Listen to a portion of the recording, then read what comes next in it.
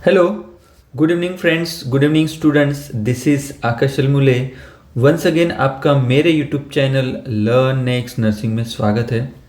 दोस्तों मैं बताना चाहता हूँ कि आपके लिए बहुत ही बढ़िया सी वैकेंसी मैं लेके आया हूँ जो कि निकली है निमांस. ओके, निम्हांस बेंगलोर. ओके, निमांस से है, national institute of mental health neuro sciences Bangalore. Okay, कहाँ से निकले? बेंगलोर कर्नाटका के तरफ से. ओके, यहाँ पे सबसे पहले तो बोलना चाहता हूँ, आप नर्सिंग ऑफिसर की तैयारी अगर कर रहे हैं, ओके, आइदर वो एम्स रहे, आइदर वो ईएसआईसी रहे, वो आरआरबी रहे, तो आपके लिए ये बहुत इम्पोर्टेंट इन्फॉर्मेशन होने वाली है. तो प्लीज़ ये वीडियो के अंत तक बने रहिए कि इसमें क्या है, कैसा क्राइटेरिया है, एजुकेशन कैसा है, ओके, क्या क्राइटेरिया है, पोस्ट कितनी है, सब कुछ मैं यहाँ पे बताने वाला हूँ. ठीक है, तो निमांस बेंगलोर में नर्सिंग ऑफिसर की पोस्ट की एडवर्टाइजमेंट निकली है, जो कि निकली है आज के दिन 18/10/2023 यानी 18 अक्टूबर 2023 को ये नोटिफिकेशन आया है.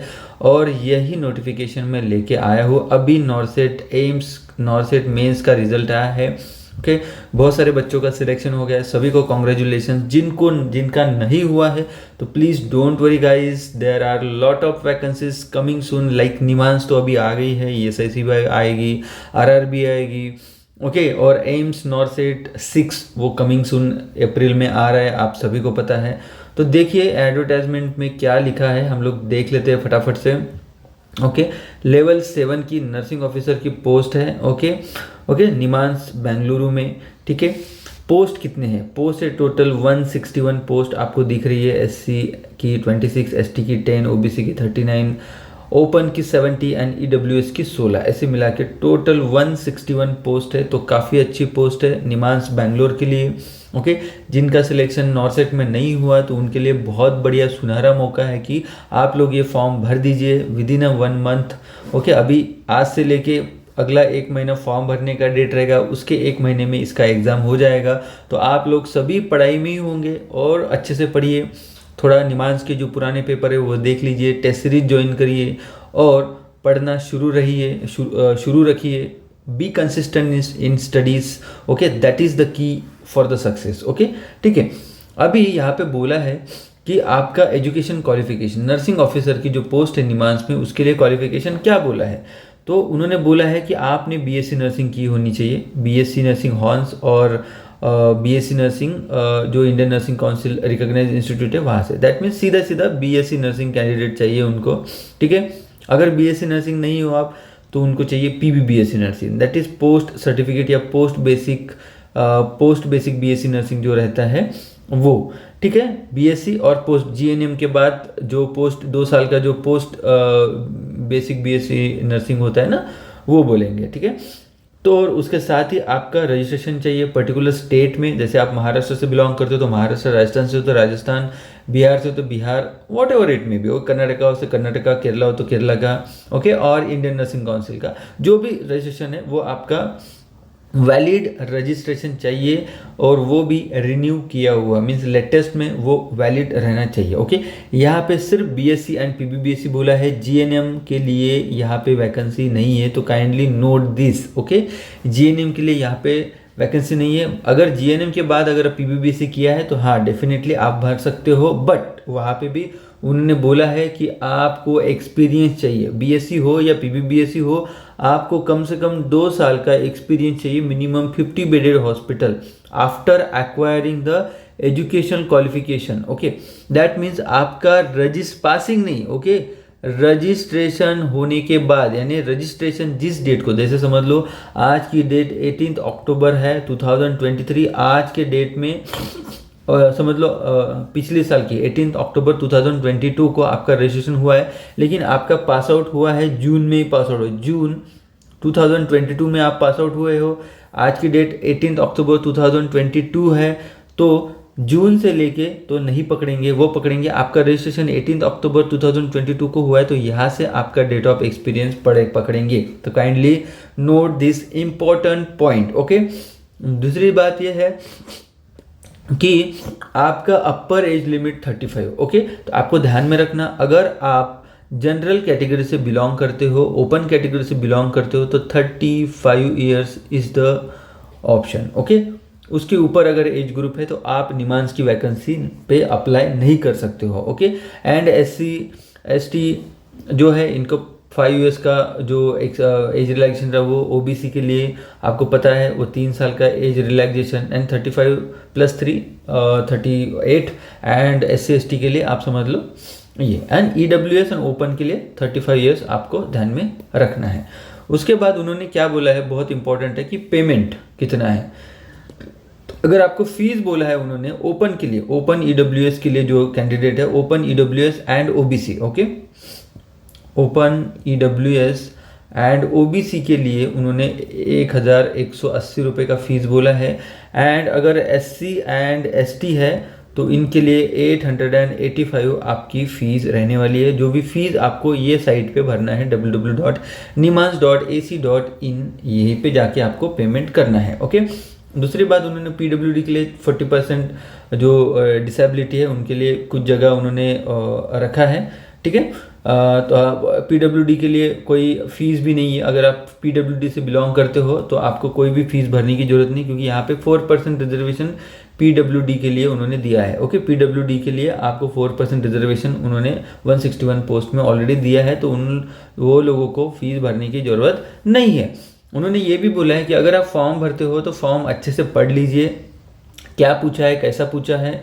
ओके, उसके बाद ही आपको फॉर्म भरना है, क्योंकि एक बार फॉर्म भरने के बाद there is no provision to make correction in application form, यानी एप्लीकेशन फॉर्म में कोई करेक्शन होने वाला नहीं है। ओके, तो आपको फॉर्म भरते टाइम पे अच्छे से देख के फॉर्म भरना है। उसके बाद यहाँ पे बोला है जो एक्सपीरियंस रहेगा वो आफ्टर रजिस्ट्रेशन के बाद का ही एक्सपीरियंस आपका पकड़ा जाएगा, ये भी ध्यान में रखने वाली इंपॉर्टेंट बात है। ओके, उसके बाद उन्होंने बोला कि स्टार्टिंग डेट क्या है आपकी, तो स्टार्टिंग डेट आज ही से शुरू हो जाएंगी और 18 नवंबर के शाम के आई थिंक 5 PM तक। ओके, आई थिंक 5 PM तक यहाँ पे लिखा होगा।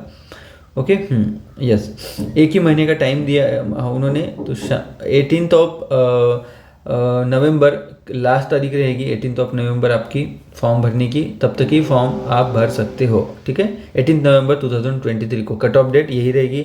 एज के लिए, एक्सपीरियंस के लिए आपको ध्यान में रखना। ओके, एलिजिबिलिटी टेस्ट जो भी टेस्ट होने वाली है, एग्ज़ाम होने वाली है, वो निमांस बेंगलुरु में ही होगी। ओके, तो काइंडली यहीं पे होने वाली है एग्ज़ाम, तो आप उसकी डेट, टाइम, प्लेस सब कुछ आई थिंक निमांस में ही होती है एग्ज़ाम, तो भी अगर ज़्यादा लोग आते हैं तो they will conduct examination across the India. Okay, so let it be, वो बात की बात है, लेकिन डेट, टाइम, प्लेस जो भी रहेगा एग्ज़ाम का वो आपको नोटिफाइड कहाँ पे किया जाएगा, वेबसाइट में ही आएगा। ओके, हाँ सॉरी, यहाँ पे उन्होंने फाइनल डेट बोला है आज से शुरू होगा और 18 नवंबर को ख़त्म हो जाएगा। शाम के 4:30 बजे तक आप ऑनलाइन एप्लीकेशन फॉर्म भरना है, कोई भी आपको पोस्ट के द्वारा भरना नहीं है या भेजना नहीं है। ओके, ठीक है, उसके बाद ऑनलाइन एप्लीकेशन फॉर्म भरने के बाद जो आप पेमेंट करते हो, पेमेंट की रिसिप्ट, ऑनलाइन फॉर्म पूरा का पूरा आपको प्रिंट निकाल के अपने पास रखना है। At the time of verification, जब आपका एग्ज़ाम में क्वालिफाई करने के बाद जब वेरिफिकेशन के लिए बुलाया जाएगा तब आपको दोनों भी चीज़ें पूछी जाएगी। ओके, आपको ईमेल, उन्होंने क्या बोला है कि कोई भी हार्ड कॉपी वहाँ पे भेजना नहीं है। ठीक है, जो भी ऑनलाइन एप्लीकेशन फॉर्म रहेगा और प्रूफ ऑफ पेमेंट आपको साथ में रखना है। करेक्शन के लिए टाइम नहीं दिया जाएगा, तो अब जब भी आप फॉर्म भर रहे हो तो अच्छे से देख के आपको फॉर्म भरना है। ठीक है, SC ST के लिए उन्होंने बोला है age relaxation according to the government of India के हिसाब से। अगर आप कहीं पे ऑलरेडी कहीं सेंट्रल गवर्नमेंट में जॉब कर रहे हो तो you have to submit the NOC from the particular office. Okay, NOC आपको सबमिट करनी पड़ेगी। अगर कहीं गवर्नमेंट सेक्टर में, कहीं सेंट्रल गवर्नमेंट में या PSU में आप काम कर रहे हो तो you have to give NOC, you have to take NOC from your institutions, okay, where you are working. Okay, then age relaxation उन्होंने सीधा बोला है कि गवर्नमेंट ऑफ इंडिया के जो रूल्स एंड रेगुलेशन है उसके हिसाब से ही civil employ age per the government rule. Okay, SC ST OBC ex serviceman के लिए एज रिलैक्सेशन गवर्नमेंट के हिसाब से 5 ईयर्स का रहता है। अगर आप सेंट्रल गवर्नमेंट एम्प्लॉय हो तो 5 साल का आपको एज रिलैक्सेशन मिलता है। उसके बाद उन्होंने क्या बोला है कि अगर आप OBC कैटेगरी से बिलोंग करते हो तो यू हैव टू सबमिट जो OBC का सर्टिफिकेट ऑलरेडी उन्होंने अपडेट किया है।